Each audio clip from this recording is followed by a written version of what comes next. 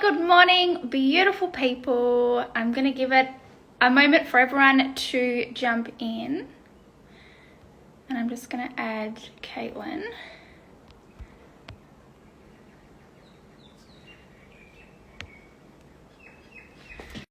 Okay, I'll just give it a moment. Oh, hello there, beautiful lady. Oh, hi, girl. How are you? I'm good. How are you? Good, thank you. That is good. Alrighty, here we are again. Here we are, Wellness Wednesday. Woo! How good. Love it. Everyone knows this will be happening every single Wednesday at 9 a.m. You'll either get a mix of myself and Jules, or it will just be us solo. So, Yeah. depending on how it goes. How good. Awesome. So today we thought it would be fitting to jump in and talk about your health journey throughout lockdown, if that has been something that impacts you, but also how this is totally relevant to your whole health journey in general. And these are probably a lot of methods that Caitlin and I would apply in any long-term mapping out of someone's journey, regardless of lockdown. So if you aren't in lockdown, it's still going to be important and still going to be relevant to you. Yeah. So that's what we're going to map out today with you, beautiful girls. Caitlin, do you want to get started with, I suppose, how you're approaching all of this with your clients and your big go-tos with mapping out someone's journey and the different phases of someone's journey? Yeah, for sure. So, I mean, for me, I guess when someone does come on board or sends through like a coaching application, most of the time females will always put that they want to drop body fat, which is completely fine.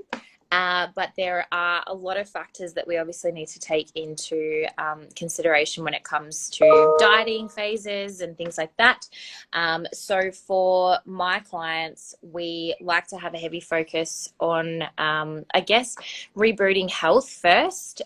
Most of my clients come through and they have dieted for a really long time, never really come out of a dieting phase. I suppose it's always like, what's the next thing? How can I drop my calories even lower? Always trying to lose that body fat, which is, completely understandable. But I think there comes a point where you need to stop doing the same thing over and over again and expecting different results. So for me, my girls, I like to take them to baseline first. So we'll take them to their predicted maintenance and spend at least 4 weeks kind of there whilst they are taking on new healthy habits and kind of building the fundamentals, I guess.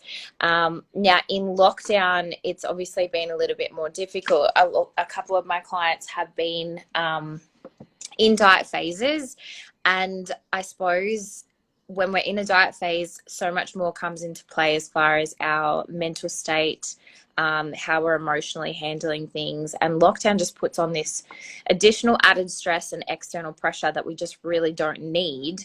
But, there's not much we can do about it. It's out of our control. So for most of my clients, we've kind of reversed back into a maintenance phase throughout this time. And it's a really hard thing for, I guess, people to get their head around, that being at maintenance is actually still progressing forward. It might feel like you're staying in one place because we're not going up and we're not going down as far as body weight or body fat necessarily. But we're still implementing all of these healthy habits and we're still staying on a track that's going to push the needle forward from a health perspective. So yeah, I think it's really important. I've had this conversation a lot with my clients and last week on our group call. There are in all aspects of life, I think there needs to be a period of maintenance in order for success. Yeah. Does that kind of make sense? Yeah, definitely. And I think this is the part where people get really stuck, especially women. You have to break up with a lot of the beliefs that you've been holding on to for so long. Yeah, And when you initially present with a fat loss client, that's a fat loss goal, that's great, that's valid. But what else comes into play? What Mhm. else is going to long term help that goal? Yeah. And there's always going to be in life obstacles and challenges and things that present that are outside of your control. Yeah, absolutely. Unfortunately, at the moment, that thing is so big and so stressful and so out of our control, but it doesn't discredit or derail or stop you from still being able to implement strategies and plans and things that enable you to still move the needle forwards. Exactly. So I think one of the big things that I really focus on with a lot of my clients, and I would probably tend to say I do have a larger portion of clients at the moment where we're actually going through a bit more of a healing phase anyway. So this is why it's totally relevant and totally important. So in some respects, this lockdown is almost kind of like the best thing that could have Oh, happened because it's it been a bit of removes, guys, I guess. yeah, and it removes that, oh my God, I just have to do more, be more, push, push, push, push, push, which is where people straight away go to when they've got that goal. And that's Yeah. great because that's that drive. But what else is actually important? What's led you to the point that you're currently at needing to have that desire and that fat loss goal that we can also focus on and also correct? So I'll use a lot of health metrics with my girls and my clients to assess what else is actually already moving forwards because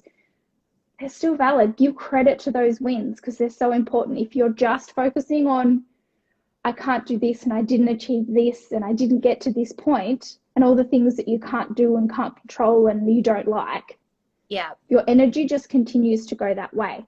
So your health is so much more than just that number on the scale, which we talked about last time. It's what else is going on? What else is compounding and adding value to that end goal?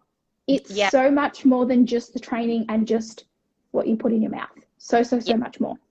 Oh, it's yeah, ridiculously so much more. Like to the point where without the other things and focusing on the mental state and emotional state and things like that, it doesn't matter what you do with your nutrition and your training, you're still not going to get to the point that you want to.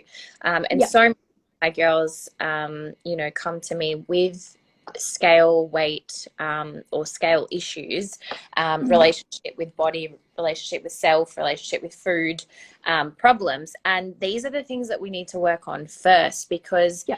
if I drop you into a diet phase and we lose the 10 kilos, that's fine, but you're still not going to be where you expect to be. And I know that yourself and myself have been in this position where, we've dropped the weight, but I still don't love myself.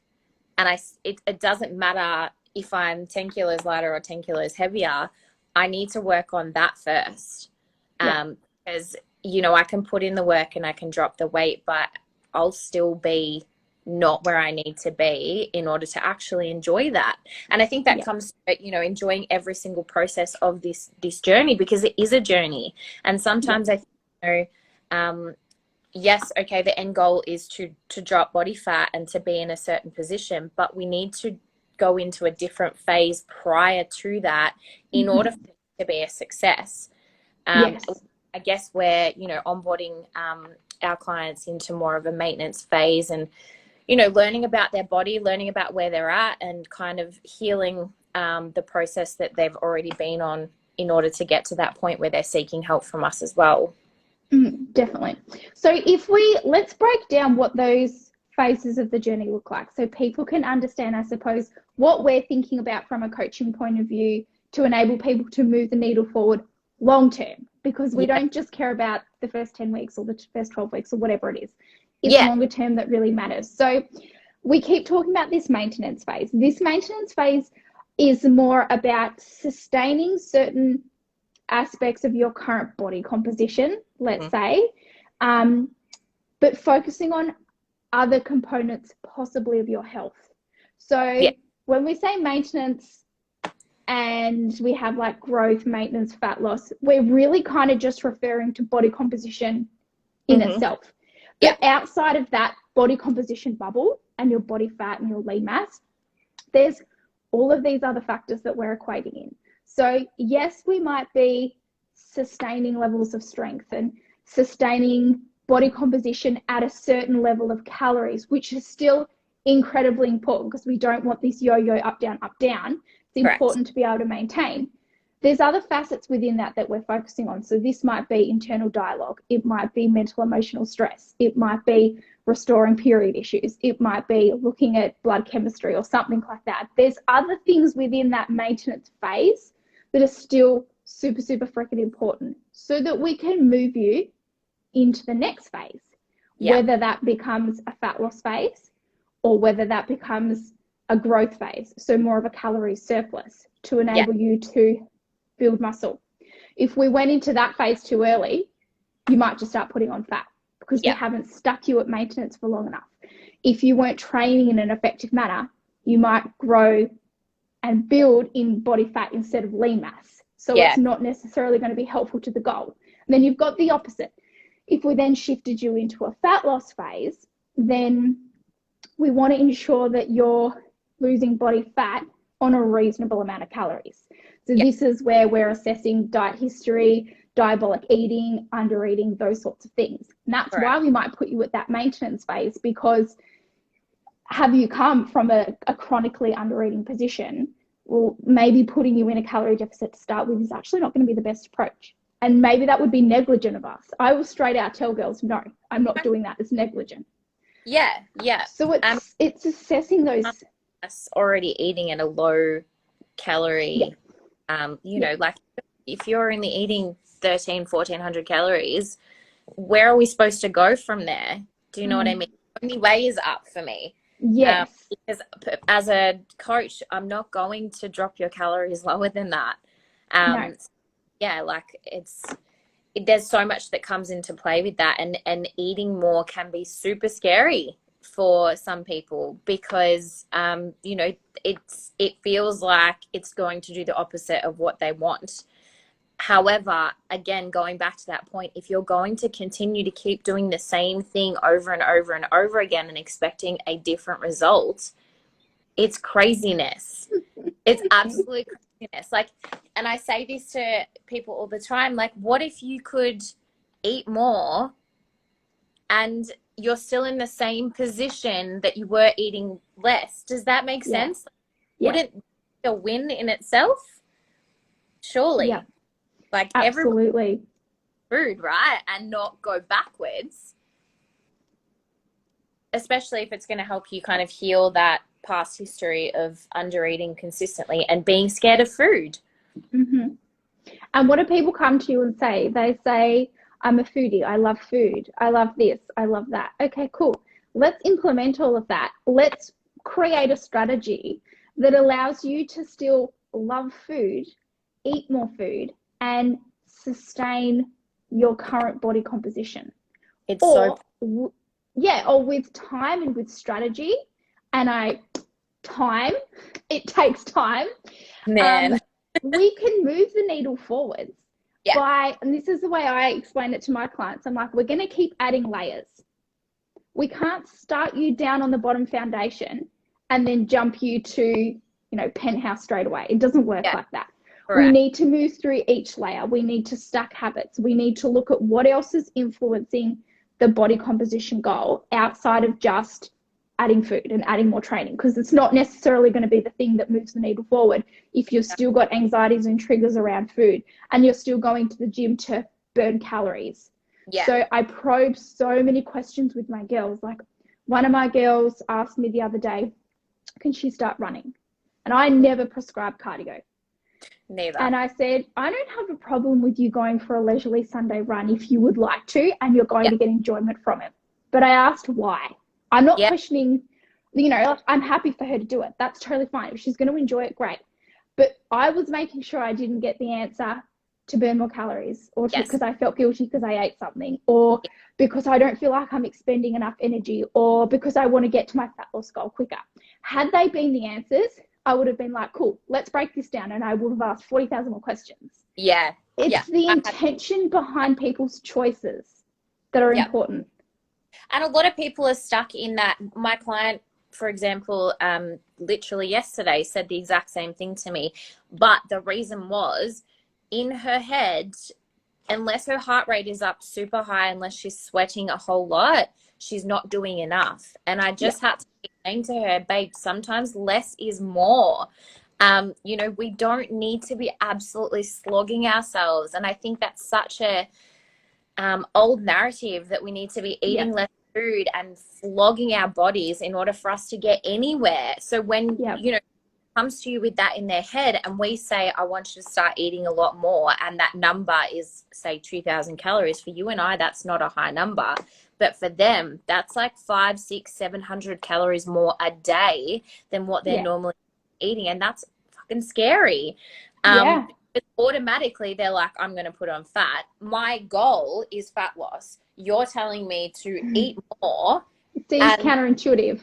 Yeah, absolutely, but it's completely not. And that, again, this is I guess where we need to build a lot of trust with our clients, because that is a scary thing for them, and I need you to give me time, which, again, another thing that people are so afraid of losing when it comes to getting to a goal. But you could be in a completely different position in 6 months' time if you just trust this process and that you and I as coaches have your best interests at heart. All we want to see you win, and we want to see you do it in the healthiest way possible. Yeah. And it does. It just comes back to breaking down those old narratives that they've been telling themselves, and sold us the sparkly thing for however long. And it's very tempting. I can sit here and say it's very tempting to go, oh, I'll just do this quick 6-week shred. Like, it's just going to, it's going to be fine. Yeah. But it'll give me a kick up the bum. I'll do it and it'll be great. Yeah. And like, look, I will say sometimes we do need to do something that is just going to literally kick us into gear. Yeah. And as a one-off, doing something short and aggressive, is sometimes not the end of the world. But again, how many times are you relying that, and what happens after it? Because if you just keep reverting back, that's not a win for me. And this is where I'm still asking the questions around why are you choosing to do something? Absolutely. Because the why is so much more important for those phases of your journey for long-term success. Yeah. So can we go through, or maybe you can take us through, what are some of the things that you focus on, let's say within a lockdown, but also within a maintenance phase, that helps your clients to see the wins and the success, and give energy and focus to the things that are still moving in the right direction? Because, like, for example, with training, a lot of people at the moment don't have access to all of the things that they would like. So how are you still allowing your clients to see that they're having wins with something like training that's tricky, but with everything else in their health journey as well? Yeah, so I guess, like, it depends on the person and what we're kind of dealing with as well. It's all individualized, right? But for most of my girls, we do focus on our 5 pillars. So we talk about water, sleep, stress management, nutrition and training, including our general movement as well. And a lot of my clients at the moment, it's an added stress for them to be doing home workouts because they don't have the equipment that they want.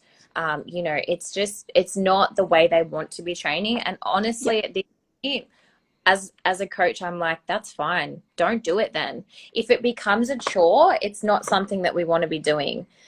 So whether that means that we're just focusing on getting out into some fresh air, actually leaving the 4 walls of your home, and getting out for some sunshine wherever we can. Most of my clients will have either a step count or just a half an hour to 45-minute to 60-minute walk per day that they need to tick off their accountability list. So just movement in our maintenance phase with our food, it's more about trying different things, getting new recipes done, kind of working through that balanced lifestyle. Making sure that we're still incorporating things that having a dinner with your partner or something like that you've really wanted for that week, and making sure that we're Mm-hmm. able to incorporate that. But more so than anything, it's the education side of stuff for me in a maintenance phase, when it comes to food, and learning how to take away the negative thoughts around food. Obviously, with um, more calories, there comes the opportunity to have more calorie dense foods, and Yep. that's okay as well. Yep. So transitioning, out of a diet phase where we feel like we need everything to be high volume because we don't have a lot of food to be able to eat, and finding that balance with that as well. And for lockdown, without commute to work, and a couple of other factors, sleep is so important for me. So you're gaining hours back. yeah, that's it. So just about how we can efficiently use our time as well, in order to maximize and take make the most of that kind of extra time that we do have as well. Yeah. A lot of the time, there's talk around that stress management, being that lockdown is just an added additional stress factor that we don't, that we didn't have before. And it's that we need to kind of try and manage in a different way. So my clients, we talk about journaling and thought downloads, and first thing in the, we've got so many things going on in our head, popping I it love all. that. Thought downloads. That's a good way to say it. Lena Moxon, if you don't follow her, definitely go and follow her. Yep. Thought downloads being that we write down everything. Obviously, there are thoughts that we do not need to take with us for the day. So it's more, spending some time writing down absolutely everything that goes through your head at that time, and then working through that list and working what thoughts are actually serving you. What do you want to actually take with you for the rest of the day, and what thoughts can we leave right there. So yeah, I guess like through a maintenance phase for me, we're working on a lot more than just the scale, if that makes sense. Pretty much every single other thing, and being in a maintenance phase and setting yourself up with that base and those healthy habits and habit stacking, as we were talking about, sets up for if we go into the next phase, whatever that might be, growth or a fat loss phase. So I guess definitely. Just an all-rounder is where we kind of need to be. Like, we need that holistic view of health. And being in a maintenance phase really allows you to do that without having to worry too much about the nutrition side of it, which is probably the most overwhelming part for most people. Yeah. And that's because there's so many other components to it, like mental, emotional, psychological, socially, that's what we do. We go out and eat and drink and stuff like that. So there's lots of contributing factors to it, definitely. I love that. And that's where the 5 pillars that if you didn't see it, last IG Live that we did, we broke those down a little bit, so you can go back and watch that. But those 5 pillars play a very, very important role in all phases, always continuously moving forward. There's something that you're always going to come back to, reassess, redefine, and then move forwards with them. I suppose some of the other things that I give a lot of energy to, particularly at the moment, and that's environment. So your environment hugely dictates, I'm going to say, the success of your week.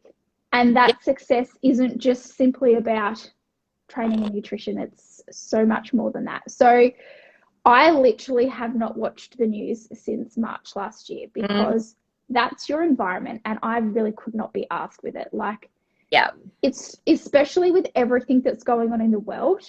Call me ignorant, but I'd rather not know. I'm the same.